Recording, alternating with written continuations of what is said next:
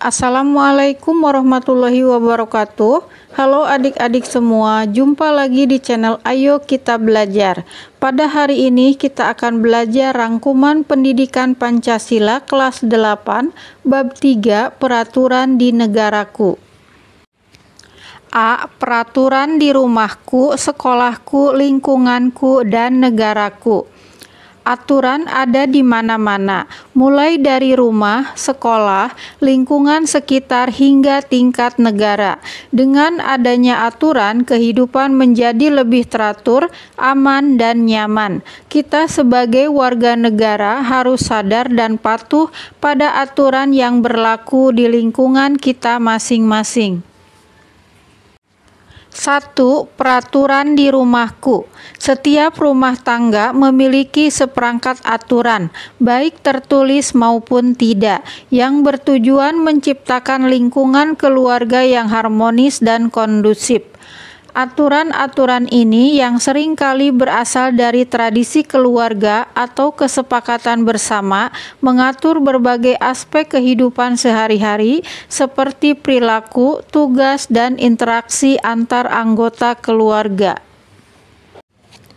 2. Peraturan di sekolahku. Setiap sekolah memiliki aturan khusus untuk menciptakan lingkungan belajar yang kondusif. Aturan-aturan ini yang melibatkan semua warga sekolah, mengatur berbagai aspek kehidupan sekolah, mulai dari jam masuk hingga perilaku siswa. Tujuan utamanya adalah menjaga ketertiban dan membentuk karakter siswa yang baik. 3. Peraturan di lingkunganku.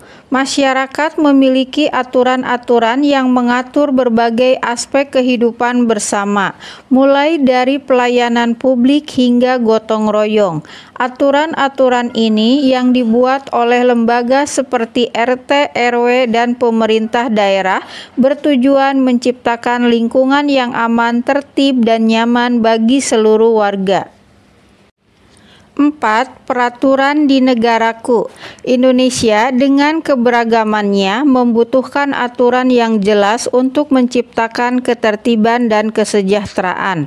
Aturan-aturan ini mulai dari tingkat lokal hingga nasional, berperan penting dalam menjaga keutuhan NKRI. Teks ini akan membahas secara rinci tentang hierarki dan penerapan peraturan perundang-undangan di Indonesia. B. Pengertian tata urutan perundang-undangan.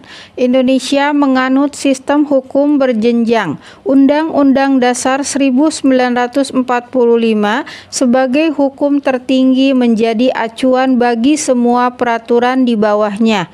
Hierarki hukum ini penting untuk menjaga kesatuan dan konsistensi dalam sistem hukum negara.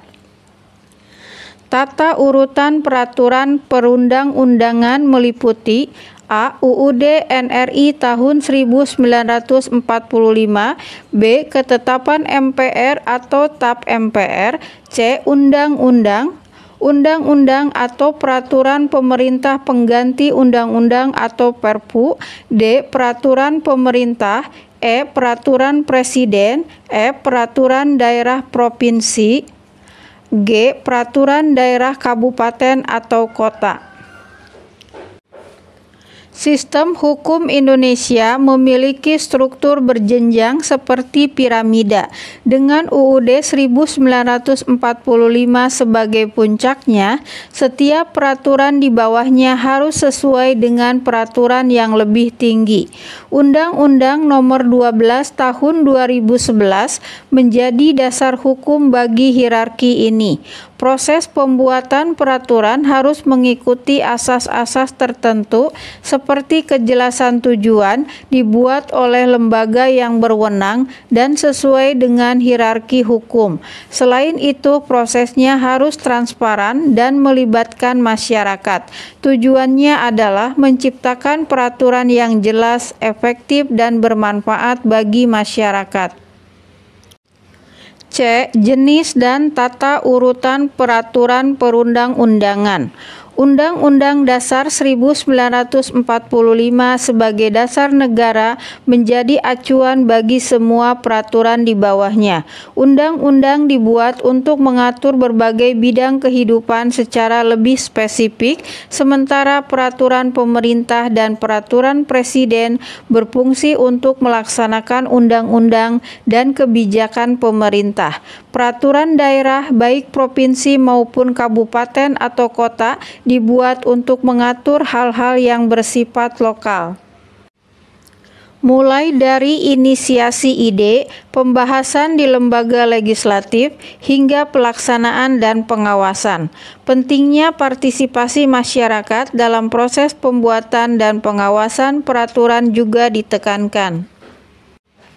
D. Implementasi peraturan perundang-undangan. Proses pembentukan peraturan yang melibatkan lembaga legislatif, eksekutif, dan masyarakat. Setelah disahkan, peraturan kemudian dilaksanakan oleh pemerintah dan lembaga terkait. Lembaga seperti DPR, DPD, dan masyarakat memiliki peran dalam mengawasi apakah peraturan tersebut dilaksanakan dengan baik. Jika ditemukan pelanggaran, maka akan dilakukan penegakan hukum oleh aparat penegak hukum seperti kepolisian, kejaksaan, dan pengadilan. Proses implementasi peraturan perundang-undangan dapat dibagi menjadi beberapa tahap. 1. Pembentukan. Proses pembuatan peraturan yang melibatkan berbagai lembaga negara. 2. Pelaksanaan. Penerapan peraturan oleh pemerintah dan lembaga terkait. 3. Pengawasan. Pengawasan terhadap pelaksanaan peraturan oleh lembaga negara dan masyarakat. 4. Penegakan hukum. Proses penindakan terhadap pelanggaran peraturan. E. Komitmen penerapan tata urutan peraturan perundang-undangan di Indonesia. Undang-undang tentang pembentukan peraturan di Indonesia telah diperbarui beberapa kali. Tujuannya agar aturan-aturan kita lebih tertib dan sesuai dengan kebutuhan. Ada beberapa hal penting yang harus diperhatikan dalam membuat aturan. 1. Koordinasi. Aturan baru harus sesuai dengan aturan yang sudah ada. 2. Partisipasi. Semua pihak harus terlibat dalam membuat aturan. 3. Evaluasi. Aturan harus selalu diperbarui sesuai dengan perkembangan zaman. 4. Penegakan. Pelanggaran aturan harus ditindak tegas. Tidak hanya negara, kita sebagai warga negara juga harus patuh pada aturan, mulai dari rumah, sekolah, hingga negara. Dengan memahami hierarki aturan, kita bisa ikut menjaga ketertiban dan membangun Indonesia yang lebih baik. Setiap individu memiliki peran penting dalam menjaga ketertiban dan keadilan di negara ini, dimulai dari mematuhi peraturan-peraturan yang ada di lingkungan terdekat hingga turut serta dalam proses pembuatan dan pengawasan peraturan di tingkat yang lebih luas. Nah, adik-adik sudah selesai. Wassalamualaikum warahmatullahi wabarakatuh.